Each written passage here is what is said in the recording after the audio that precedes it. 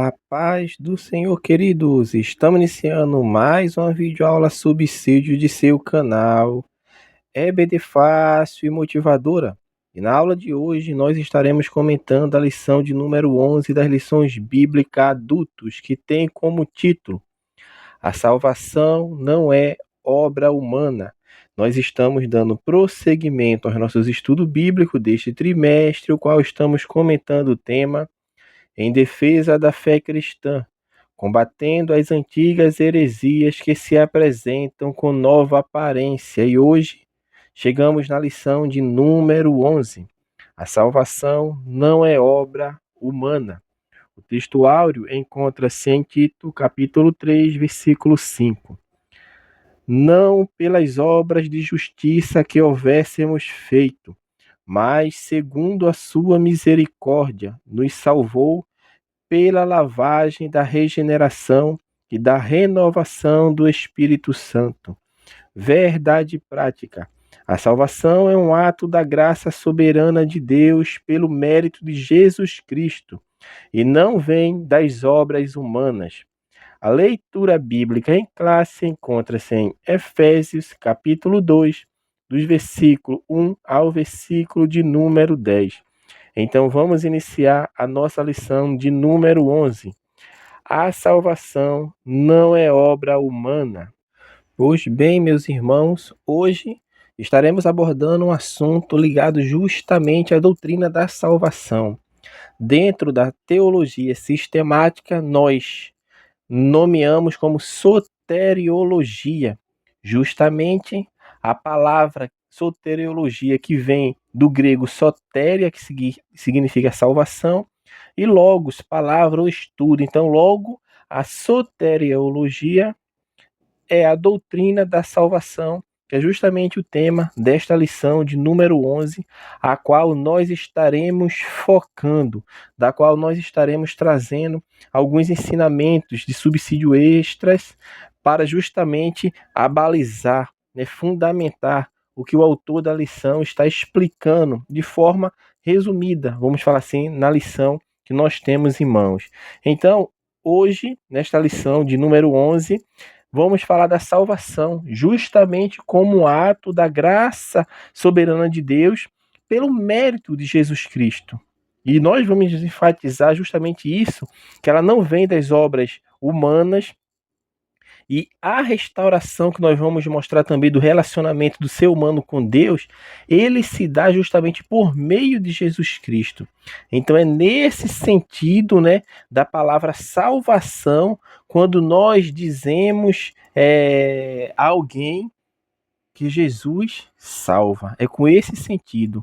É pela graça salvadora e unicamente de Deus. Então, o livramento que é proporcionado por Deus através da salvação é uma obra da vontade de Deus. E essa obra é uma obra soberana, vamos falar assim, da vontade de Deus, e não vem da nossa própria justiça, não é? Porque a salvação é pela graça de Deus. Como nós lemos no nosso texto áureo e como está na nossa leitura bíblica em classe, principalmente nos versículos 8 e 9 de Efésios capítulo 2, porque pela graça vocês são salvos mediante a fé.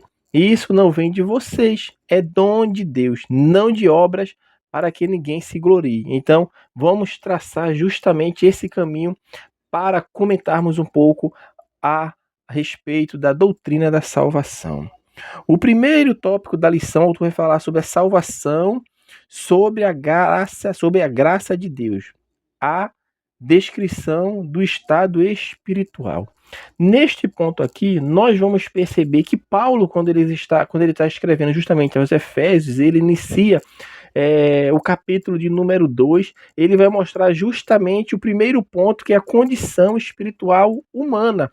Aqui ele não faz distinção entre quem é o judeu ou quem é o gentio, em quem é o bárbaro ou quem não é o bárbaro, não. Aqui ele está mostrando justamente aquilo que nós comentamos na lição anterior, que a corrupção humana, ela alcançou toda a sua natureza, ou seja, o pecado corrompeu toda a natureza humana. E é justamente isso aqui que o apóstolo Paulo está mostrando, fazendo uma descrição do estado espiritual do ser humano, mostrando essa radiografia, e ele vai iniciando justamente mostrando isso, né, que nós estávamos mortos em nossas transgressões, em nossos pecados. Então, Paulo aqui está justamente nos mostrando aquilo que nós comentamos bem detalhadamente na aula passada, e aqui o autor está pincelando justamente para introduzir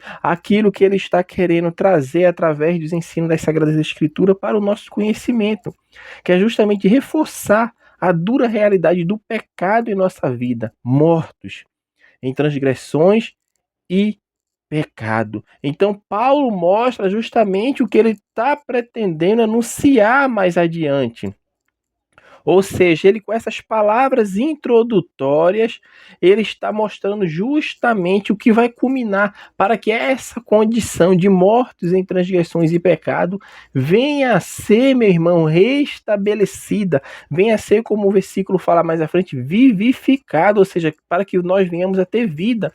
E como isso vai se dar? É justamente isso que o autor aqui da lição está nos trazendo, está justamente nos mostrando que nós estávamos mortos com a consciência corrompida, porque nós estávamos justamente andando segundo o curso deste mundo, e o curso deste mundo é justamente segundo o príncipe das potestades do ar, que a Bíblia é enfática em mostrar que o diabo, Satanás, né, é o príncipe dessa era. Então, nós, como outrora éramos filhos da ira, mostrando justamente que estávamos sem salvação, sem Deus, sem a condição necessária de alcançar a benevolência de Deus. Então, é este primeiro subponto, o autor está trazendo justamente uma descrição. Está mostrando, olha, assim que está o estado espiritual do homem.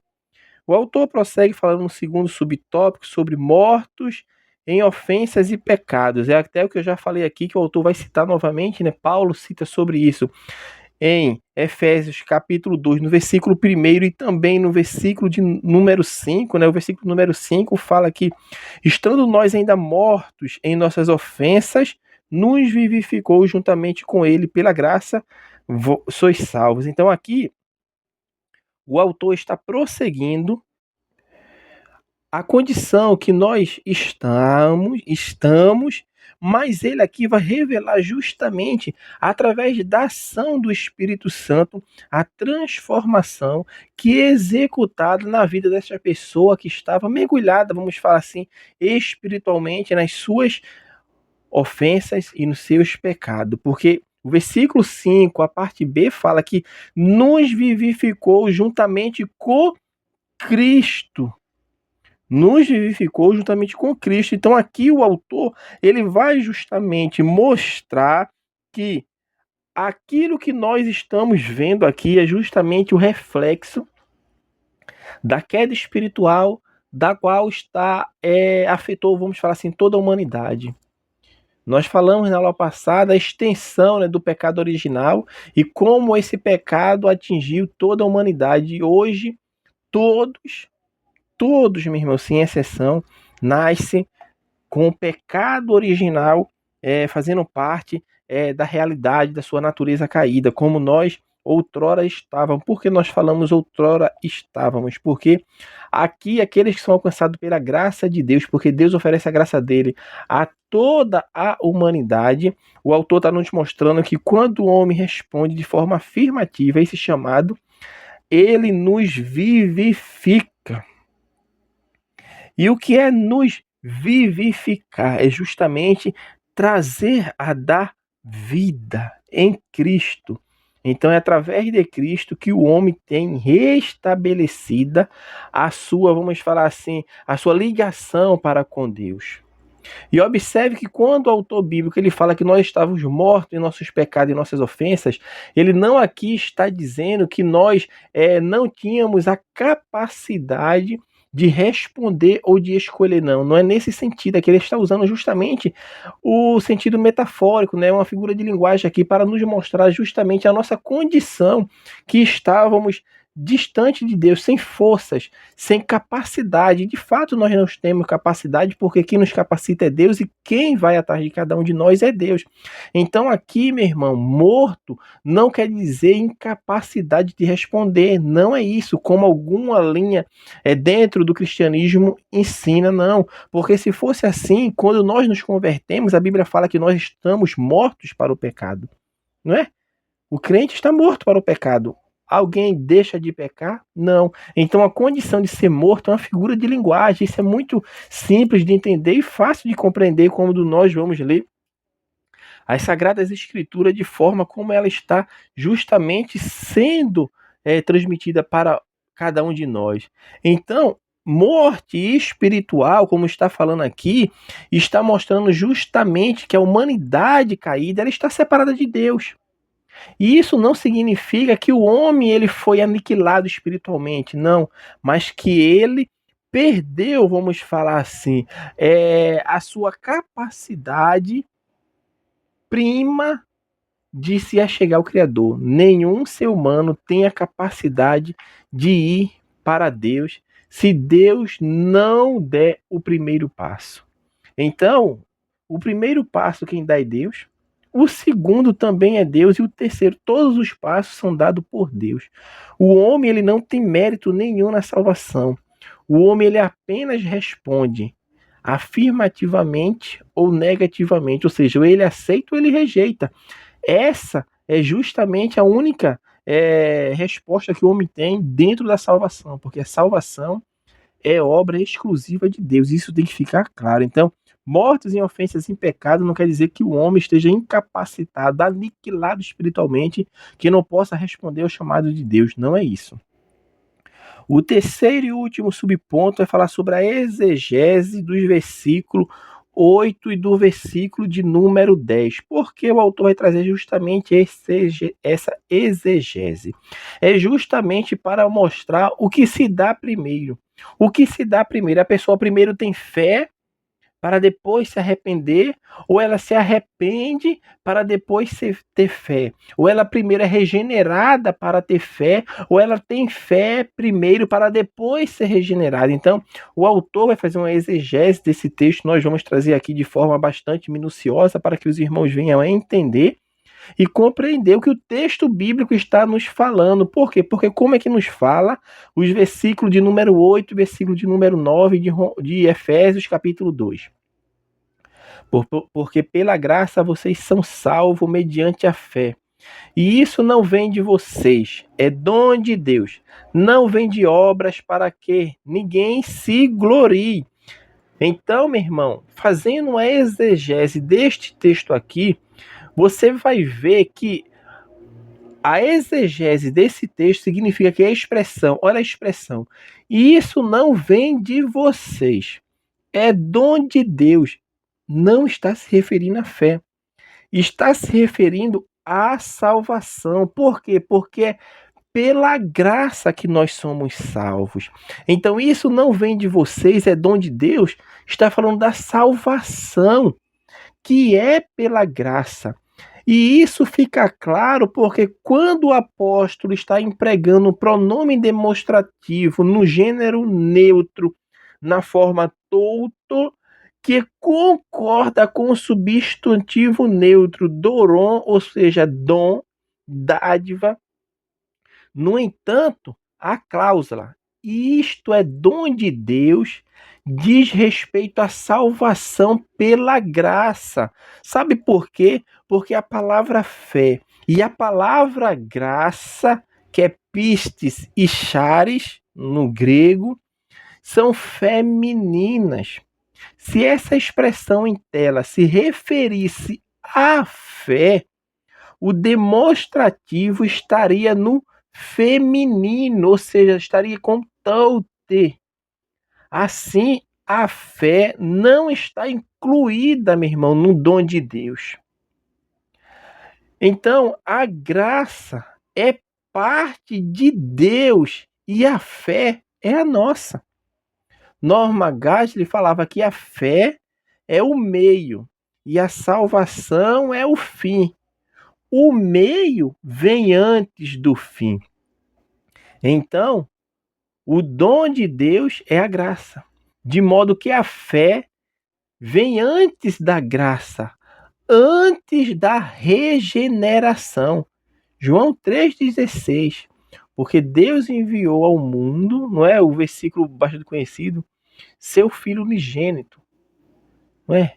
Porque Deus amou o mundo de tal maneira que deu seu Filho unigênito para todo aquele que nele crê, não pereça.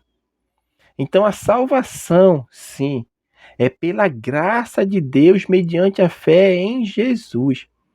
E esse dom, meu irmão, não vem das obras, pois não se trata de uma recompensa, não de obras, para que ninguém se glorie. Efésios fala assim, Efésios 2:9.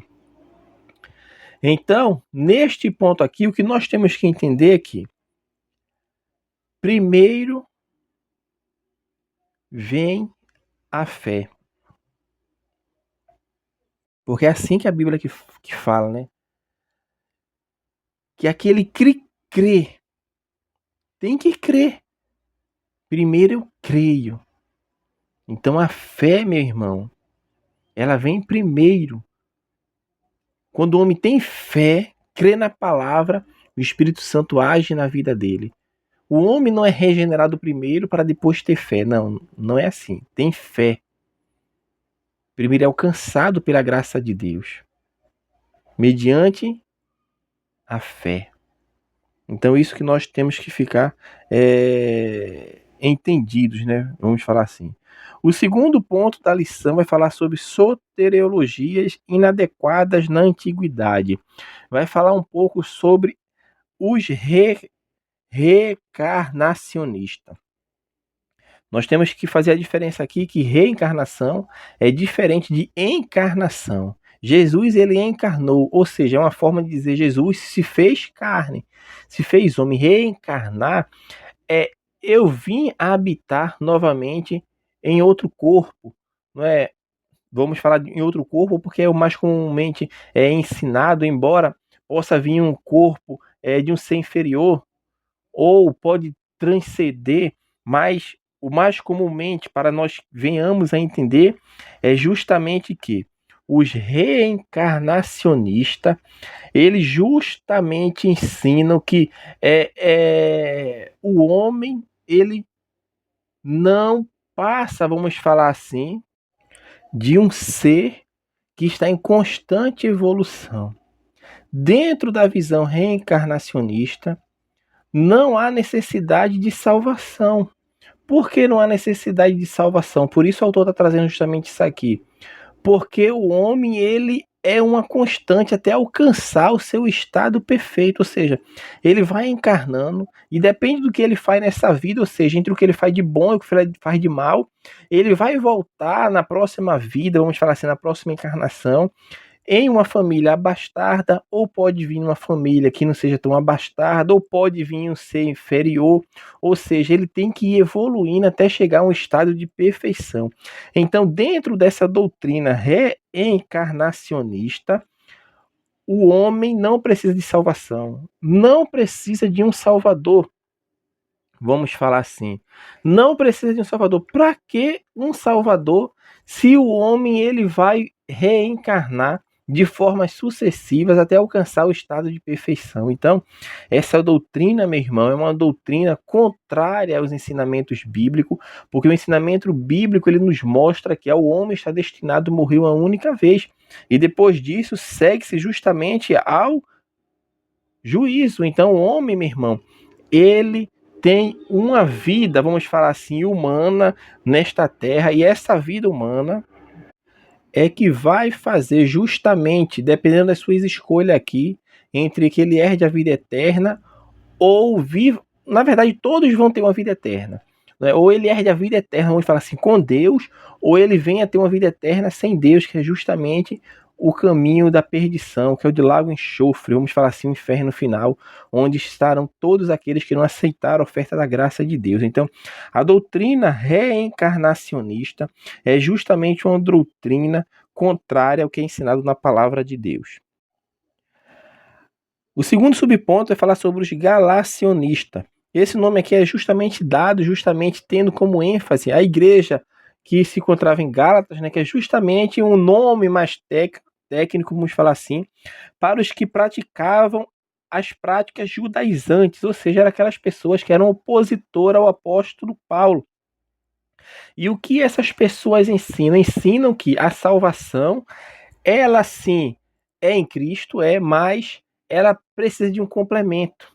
Né? E é isso que nós estamos mostrando aqui, que a salvação é exclusivamente obra e mérito de Cristo, não precisa de complemento nem de ajuda humana, mas essas pessoas aqui, adeptos dos judaizantes, que o autor aqui está chamando de galacionista, são justamente aqueles que dizem que para alcançar a salvação, temos que seguir a lei mosaica, ou seja, temos que seguir os preceitos que foram dados por Deus na lei de Moisés. Então, esta é uma das condições também para que o homem venha alcançar a salvação eterna. E a Bíblia Sagrada nos mostra justamente que pelas obras da lei, nenhuma carne será justificada. Então, essa doutrina, meu irmão, ela é uma doutrina antibíblica, porque o mérito da salvação é exclusivamente de Cristo.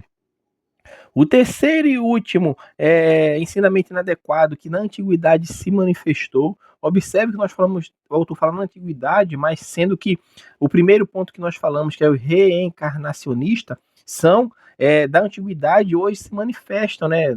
Dentro do kardecismo, dentro dos Hare Krishnas, então, budismo, dentro do hinduísmo. Então, são doutrinas que são atuais, né? Então, esse terceiro ponto aqui é uma doutrina antiga, sim, mas ela tem uma manifestação também na atualidade, que é justamente o gnósticos. O que o gnóstico ensinava? Que a salvação ela é alcançada justamente pelo autoconhecimento, é pelo conhecimento, vamos falar assim. Então, o que eles falavam? Justamente que quando a pessoa ela tem um conhecimento, alcança, vamos falar assim, um conhecimento místico, é uma espécie que, vamos falar assim, de uma iluminação espiritual, limitada justamente a eles, né, que eles se acham os espirituais. Eles mostram dentro da sua doutrina que isso que faz com que o homem alcance a salvação eterna. Os demais, para eles, né, vamos falar assim, pessoas materiais, não podem receber esse conhecimento. E, de fato, né, vamos falar assim, é uma doutrina totalmente antibíblica. Por quê? Porque desassocia justamente os ensinamentos preconizados na palavra de Deus, principalmente quanto à salvação, que a salvação, como nós sabemos, ela é alcançada única e exclusivamente pela graça de Deus. Então, o ensinamento gnóstico faz com que a salvação efetuada por Deus através de Cristo, em que Cristo morreu e ressuscitou, seja uma obra espúria, ou seja, que não tem valor. Por quê? Não tem valor porque se Cristo não é suficiente para a salvação, logo é uma doutrina antibíblica. Isso é fácil mesmo de nós verificarmos. O terceiro ponto da lição, o autor vai falar sobre as soteriologias inadequadas de hoje. Nós já falamos que, da que nós falamos anteriormente, muitas elas se manifestam hoje, né? Mas o autor ele dividiu justamente para trazer algumas religiões da atualidade que mostra justamente erros soteriológicos. Primeiro que ele vai trazer é justamente o islamismo, que é justamente, vamos falar assim, uma manifestação dos judaizantes da época de Paulo, né, os galacianos, que era justamente, por quê? Porque os islamistas ou muçulmanos, que são a mesma coisa, é a mesma coisa, nós falamos disso em lições anteriores, mostra justamente que se nesta vida eu tiver obras boas, e essas obras boas superarem as mais, eu vou alcançar justamente o paraíso, porque isso é que está escrito no Alcorão. Se as minhas obras boas superam as mais, automaticamente eu vou alcançar a salvação, que no caso será o paraíso. Então, o que ele está mostrando aqui é justamente um ensinamento judaizante, um ensinamento que eu tenho que fazer obras da lei para alcançar algum benefício diante da divindade. E observe que o Deus que é pregado no Alcorão é um Deus diferente do nosso, porque o nosso Deus, a Bíblia fala, né, justamente nós entendemos que ele ama a todos, e ele faz com que a todos seja manifesto a glória de Deus, seja por palavras ou seja pela manifestação da sua revelação geral através da natureza. Ou seja, a palavra de Deus nos mostra que Deus ele se manifesta de várias formas em diferentes localidades, mas o que nós sabemos é que todos ele têm pelo menos o mínimo de conhecimento de que existe um Criador. E mostra justamente o amor de Deus para com a humanidade. No Alcorão, não. Alá, ele não ama os pecadores. Alá só ama os piedosos, ou seja, é um ensinamento antibíblico, é um ensinamento que não professa justamente o Deus que nós cremos, que é verdadeiramente o Deus verdadeiro. Então, meu irmão, nós temos que ter cuidado que o ensino que é apregoado dentro do islamismo é um ensinamento inadequado, é um ensinamento que está alheio do que está preconizado dentro das Sagradas Escrituras, porque enfatizamos novamente a salvação efetuada por Cristo é mérito exclusivo de Cristo. Não temos mérito na salvação. Não é pelas obras, como é ensinado pelo muçulmano. Não. À luz da Bíblia, a palavra de Deus nos mostra que o pecador ele recebe a vida eterna justamente a partir do momento que ele passa a crer, que ele tem fé em seu coração. E ele entende e compreende que Deus ressuscitou Jesus Cristo dentre os mortos. E aquele que confessar publicamente o nome de Jesus, esse sim será salvo. Então, o islamismo ou muçulmanos, né, que é a mesma coisa, estamos enfatizando isso aqui, é um ensinamento contrário ao que está nas Sagradas Escrituras. O segundo subponto é falar justamente sobre as testemunhas de Jeová.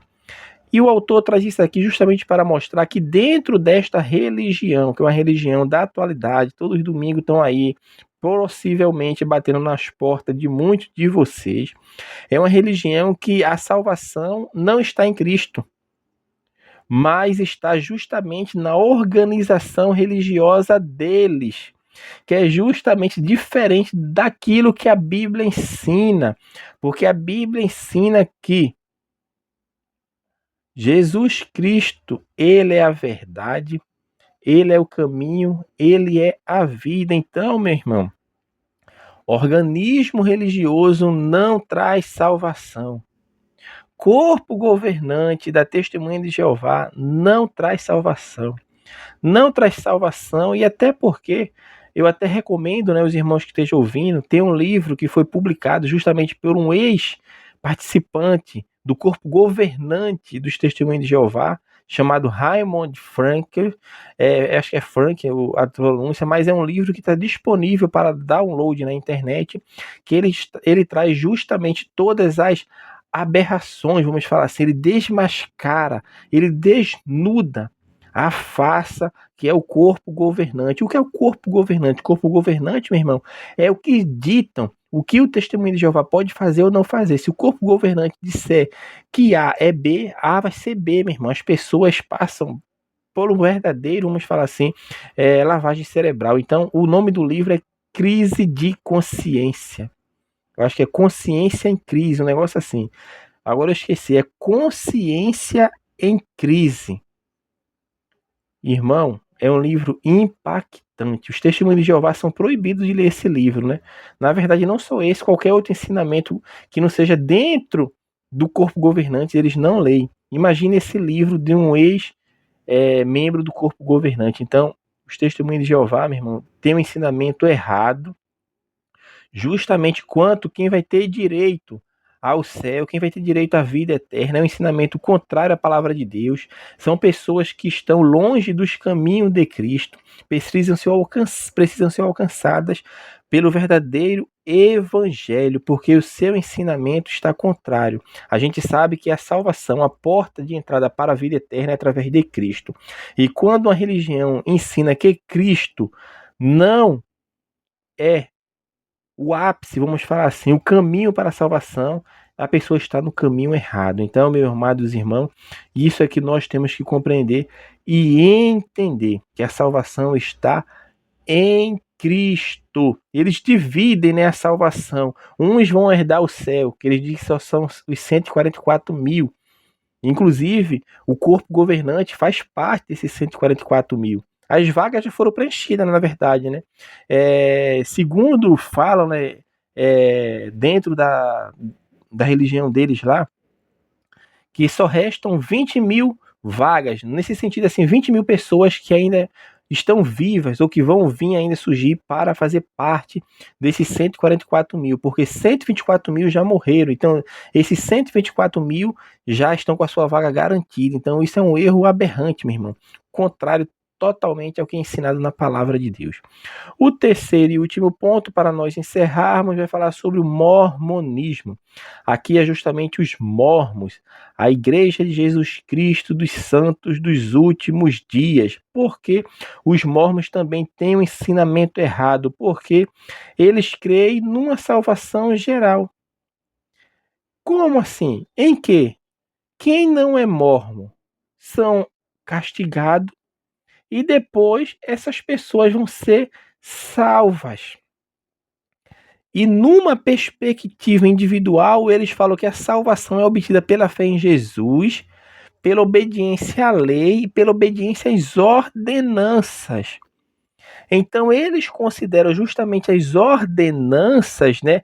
Segundo está no artigo de fé deles, lá nos artigos 3 e 4, como o autor fala na lição, mostra que fé em Jesus, arrependimento, batismo por imersão, imposição de mãos, mas há outros requisitos. Uma pessoa que se converte, vamos falar assim, ao mormonismo, saiu do caminho e foi para o caminho de perdição, vamos falar assim, na religião dele as pessoas são batizadas novamente, irmão. Tem que passar por um novo batismo, porque tem que ser o batismo aqui, ó, conforme eles ensinam, batizados por eles que dizem ser a única verdadeira igreja. Só que eles não mostram que a igreja dele, que ele diz que é verdadeira, foi dividida. Houve racha da igreja deles. Então, qual é a igreja verdadeira? Né? A que seguiu os ideais de Joseph Smith ou a outra que se desvinculou e seguiu outro caminho? Porque existem duas igrejas hoje mormon no mundo. Então, isso é um caso também que está alheio, ou seja, é um ensinamento contrário à palavra de Deus. E que nós temos que entender que a salvação é por meio de Cristo, através de Cristo e unicamente por Cristo, porque Jesus, ele é o Salvador. A salvação ela não é obtida por mérito humano. Ninguém pode ser salvo pelas suas boas obras, pelas suas boas ações, mas somente pela graça mediante a fé. Então, meu irmão, existe apenas uma salvação. E ela está à disposição de todos os seres humanos, que é única e exclusivamente através de Cristo. Então, assim, nós estamos encerrando a nossa lição de número 11 das lições bíblicas adultos, e nesta lição nós comentamos um pouco sobre justamente a salvação não é obra humana. Que Deus abençoe os irmãos e até a nossa próxima aula, se assim o Senhor permitir.